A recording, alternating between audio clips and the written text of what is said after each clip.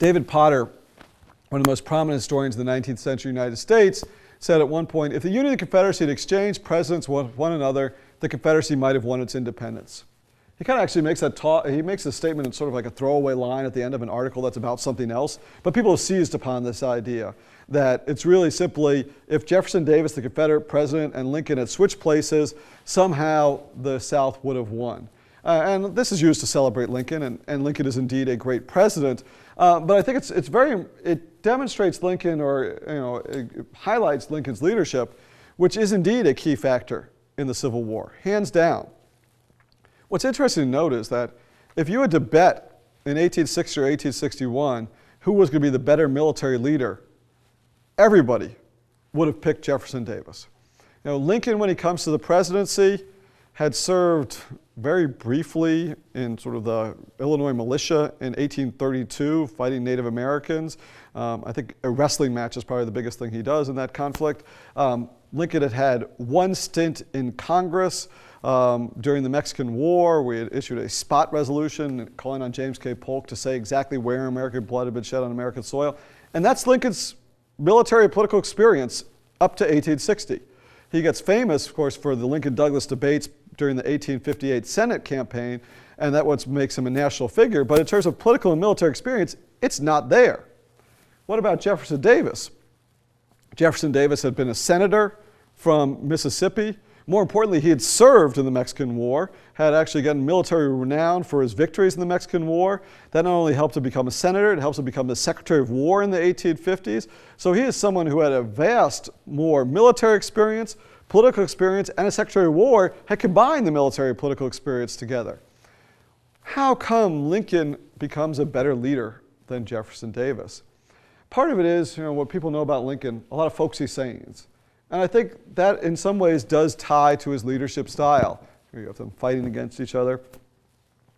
Lincoln was very much concerned, we talk about good leadership. If you want to be a good leader, basically just don't claim to anything that's successful done. Let other people take claim to it. And Lincoln was very good at that. He was very good at listening. He was very good at then disarming people with a folksy quote. But he was on top of things. I mean, he knew what was going on.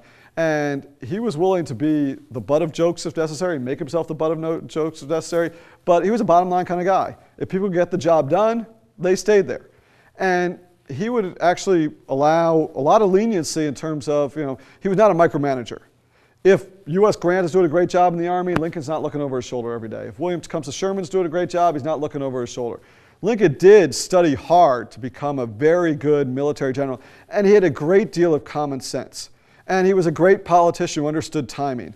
He understood when it was appropriate to issue the Emancipation Proclamation. He understood when it was appropriate to change war goals.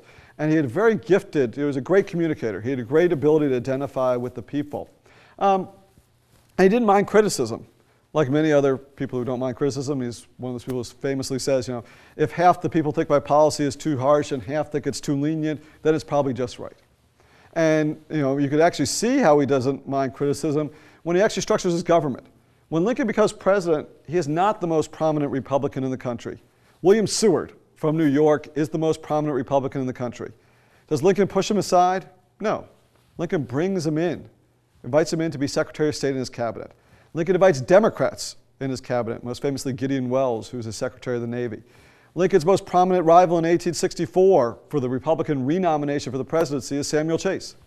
That's his Treasury Secretary. Lincoln was willing to take advice from people who probably didn't see eye to eye on if he thought that was best for the country. Jefferson Davis was a micromanager.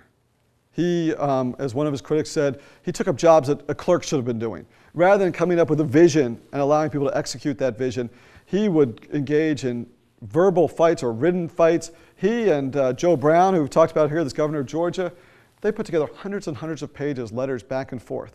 Jefferson Davis was not worried about policy. He was obsessed about proving himself right. One of his critics said he had ink rather than blood in his veins because he spent his whole afternoons writing letters, explaining why he's right. You know what? He was president. He didn't have to explain why he was right. What he said became right. But he spends all of this time micromanaging the military, micromanaging these small policies. Criticism could not accept. He needed to be right. And this means that people who oppose him, who might be good military leaders, pushed aside.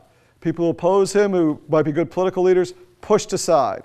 And he essentially becomes almost a one-man political machine. And there are not enough hours in the day to do everything he wanted. Also, when we look at leadership, we need to look at military leadership. When we look at military leadership, and it depends on whose list you can use. The most prominent generals of the Civil War, you're always going to see these guys here. Robert E. Lee, William Tecumseh Sherman, U.S. Grant. Some people throw a Stonewall Jackson in there. Jackson never led the size of scope of the troops that these generals led here. And in one sense, simple math prevails here.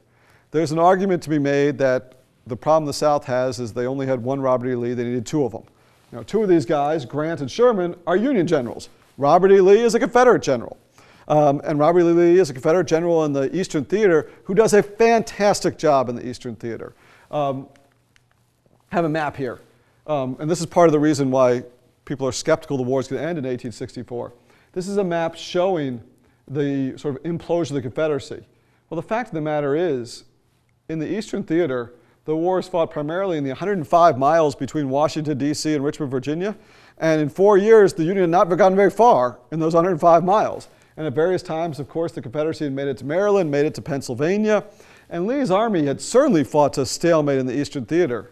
Now, you could argue the lack of a Robert E. Lee over here in the Western Theater, and there are sort of ideas if Albert Sidney Johnston had lived past Shiloh, maybe he would have been that Robert E. Lee over in the Western Theater. But the idea is that you can see in this map how it works. Eastern Theater stalemate, Western Theater. When Sherman shows up with the march from Atlanta to the sea, the Army of the West arrives in Savannah in December 22nd, 1864. When the Union Army of the West is on the east coast of the Confederacy, you know that bad things are happening here. And you can certainly see on this map how the war, you could argue, is lost over here in the Western Theater. Whether it's the capture of the Mississippi River, highlighted by the capture of Vicksburg in 1863, whether it's the Army of the West eventually capturing not just Tennessee, but Atlanta, getting to Savannah, and then actually working its way north. By April of 1865, Sherman's army will not be in Georgia anymore. It'll be through South Carolina and into North Carolina. And so the argument is, the Confederacy needed a better general out west than it had out there. There's also a recognition, and I think there's something to be said for this, that Robert E. Lee is the greatest 19th century general.